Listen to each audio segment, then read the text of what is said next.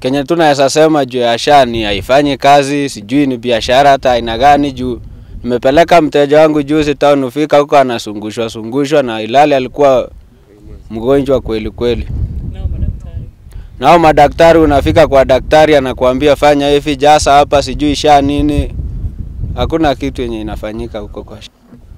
Kwa mfano sasa madaktari wa Kigoma sasa sahi na sisi watu walio chini kimaisha hatuwezi enda huko hospitali kubwa kubwa kama Aga Khan, hospitali za kibinafsi, tunategemea tu hizi za serikali. So unaambia nini serikali? Tunaambia tu serikali sasa ione tu fenye inatusaidia juu kwa kweli tunakufa tu, tutafariki. Tutafariki. Tunaposikia tunakuona Mheshimiwa Rais, unapotembea kila mahali tunaona ukisema SHA inafanya kazi, lakini tukuambie kwa ukweli kabisa SHA haifanyi kazi. Hata kama inafanya ni kama unadanganywa.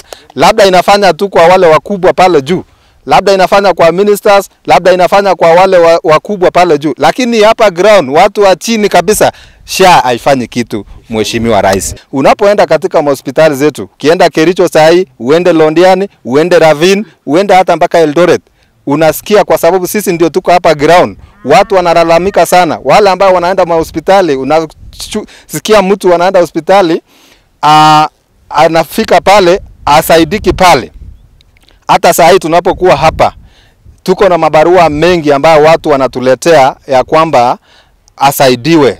Sasa unapata mtu anaenda hospitali, bili ya hospitali inaenda juu, mwingine hata anaitishwa 1400, anaambiwa sijui SHA inalipa sijui ngapi, ingine sasa 1300 na kitu mtu anaitishwa. Na kwa sasa watu wetu hawana pesa ya kutumia katika gharama ya hospitali. So tunakuomba mahali uliko rais wetu utusikie, kwa sababu sisi ambaye tuko hapa ground, sisi ndio tunasikia kiatu inatufinya. Hii maneno ya SHA tunasikia kwa masikio lakini haifanyi kazi.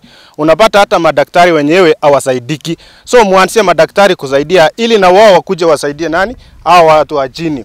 Unakuja unapata ya kwamba hasa la mwenye ana kazi anaitishwa 1000 kwa SHA, alafu ana kazi. Sasa atafanyaje apate hiyo 1000? Unapata mwingine analipa 450, mwingine analipa mingi. So ningependa tu serikali kwa ombi langu uweke pesa ambayo ni kama ni 200 kwa 200 kwa sawa. Alafu wale watu wako na kazi uone vile watawasaidia. Kwa maana hata hapa Londiani kuna siku nilienda, kufika huko nilikuwa na SHA lakini haikufanya. Niliambiwa enda, alafu ukienda kurekebisha maneno yako ya SHA ukuje ufanye nini? Usaidike. Wakati wa NHIF mgonjwa alikuwa anasaidika inpatient na outpatient, lakini kwa sasa mwenye anasaidika tu ni inpatient. Hatutaki hiyo, tunataka SHA ifanye kwa kila mgonjwa, kama ni inpatient, kama ni outpatient asaidika, kwa maana ametoa pesa yake.